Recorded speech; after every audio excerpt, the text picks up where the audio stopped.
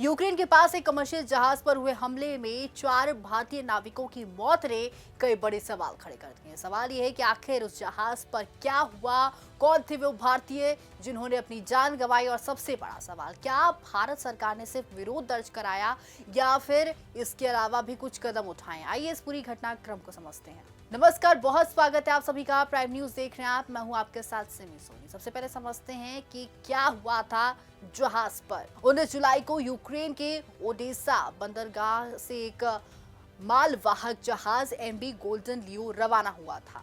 ये जहाज अनाज लेकर जा रहा था। जहाज पर कुल 17 लोग सवार थे, जिनमें 5 भारतीय नाविक भी शामिल थे। यूक्रेन की नौसेना के मुताबिक इस जहाज पर 3 क्रूज मिसाइलों से हमला किया गया।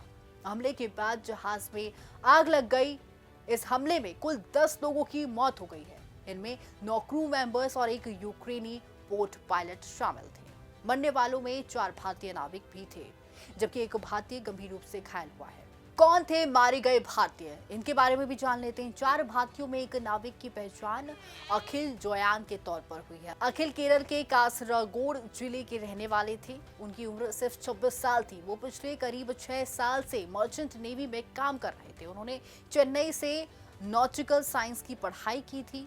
परिवार के लिए वो इकलौते बेटे और अकेले कमाने वाले थे। उनकी शादी भी कुछ ही महीनों में होने वाली थी। एक बेहतर भविष्य का सपना लेकर समुद्र में काम करने गए अखिल और बाकी भारतीय नाविक युद्ध की चपेट में आ गए। सवाल आता है कि भारत सरकार ने इस घटना के बाद क्या कदम उठाया है। विदेश मंत्रालय ने इस हमले की कड़ी निंदा की है। भारत ने रूस के कार्यवाहक राजदूत को बुलाकर अपना विरोध दर्ज कराया। भारत ने साफ कहा कि कमर्शियल जहाजों को निशाना बनाना और निर्दोष नाविकों की जान खतरे में डालना स्वीकार नहीं किया जा सकता। सरकार ने कहा कि समुद्री रास्तों की सुरक्षा और आम नागरिकों की जान की रक्षा जरूरी है। इसके अलावा भारतीय दूतावास प्रभावित लोगों की मदद में जुटा हुआ है। घायल भारतीय नाविक के इलाज और प्रभावित परिवारों की सहायता के लिए कदम उठाए गए हैं। अब सवाल ये भी उठता है कि क्या पहले भी भारतीय नाविकों की मौत हुई है।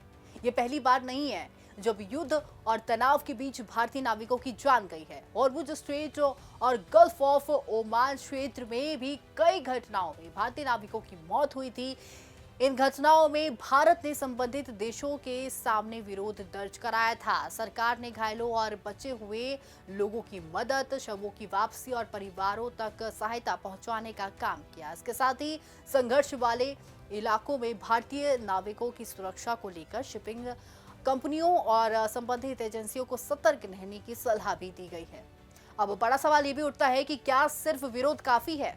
ऐसे मामलों में भारत के सामने एक चुनौती होती है, क्योंकि ये जहाज अक्सर दूसरे देशों के झंडे के तहत चलते हैं और घटनाएं दूसरे देशों के युद्ध क्षेत्र में होती है। भारत सीधे तौर पर सैन्य कार्रवाई नहीं कर सकता, लेकिन कूटनीतिक स्तर पर दबाव बनाना, अपने नागरिकों की मदद करना और उनकी सुरक्षा सुनिश्चित करना ही मुख्य रास्ते होते हैं। एमवी गोल्डन लियो पर हुआ हमला सिर्फ एक जहाज पर हमला नहीं था, बल्कि उन भारतीय नाविकों की जिंदगी पर हमला था जो हजारों किलोमीटर दूर समुद्र में काम करते हैं। ये घटना एक बार फिर दिखाती है कि युद्ध का असर सिर्फ मैदान तक सीमित नहीं रहता, बल्कि आम लोगों और दुनिया भर में काम करने वाले भारतीय लोगों तक पहुंच जाता है।